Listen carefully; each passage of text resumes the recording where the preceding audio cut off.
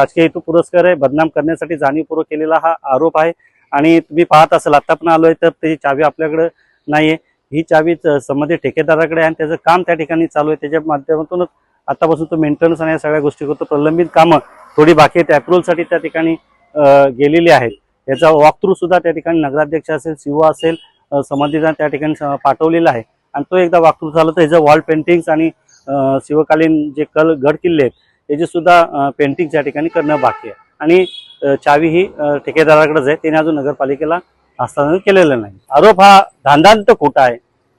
केवळ सुभाष साळुंखेच्या प्रभागामध्ये त्यांनी शासकीय निधीतून केलेली कामं आहेत, ते स्वतः करू शकत नाहीत। तो लग्न लावायचे असेल त्यासाठी वडवली मार्केट त्या ठिकाणी आहे, इतर छोटी मैदान आहेत, गावदेवी मैदान आहेत, या ठिकाणी सुद्धा तो वापर करू शकतो। ही जी मुलांसाठी, ज्येष्ठ नागरिकांसाठी ही जी बाग बगीचे आहेत ही त्यांच्यासाठीच राहिली पाहिजेत, ती टिकली पाहिजेत।